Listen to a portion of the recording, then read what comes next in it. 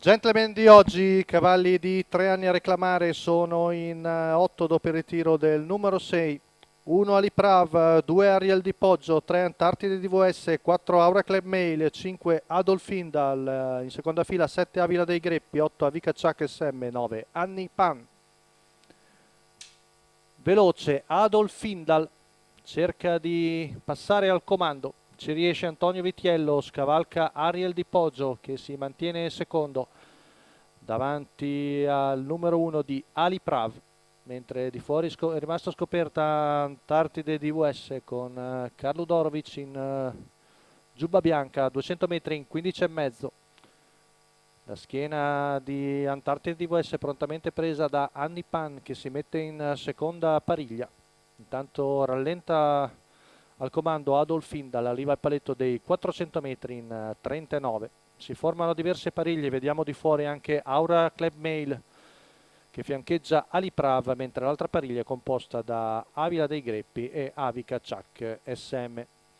Arriviamo al paletto dei 600 metri in 46,6.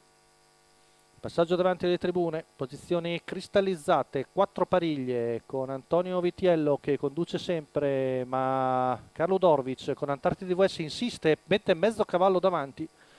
Dopo un 14,8 riesce a prendere il comando su Adolf Indal. Intanto si trova quindi scoperta di fuori Anni Pan, mentre Adolf Indal è fermo. Sposta dalla sua scia anche Ariel Di Poggio, chilometro in 1,16,5. Ora Adolf Indal sembra riprendersi. Tanto Anni Pan avvicina il battistrada, prova dalle retrovie anche in terza ruota Aura Club Mail. Anni Pan sembra sul punto di poter passare già 400 metri dalla conclusione, ma arriva a grandi folate anche Aura Club Mail. Anni Pan ora è la battistrada, ci sono ancora 300 metri, ma Aura Club Mail è cattiva ai suoi fianchi.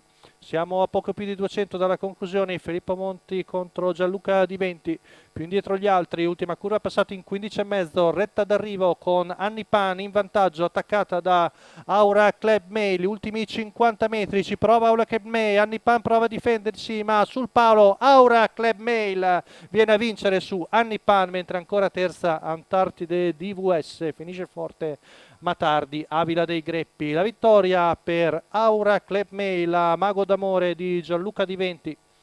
Con bello spunto ai 600 finali è venuta a vincere, a battere Anni Pan che era passata al comando ai 400 finali. Rivediamo le ultime battute con l'allieva di Gianluca Di Venti che prevale.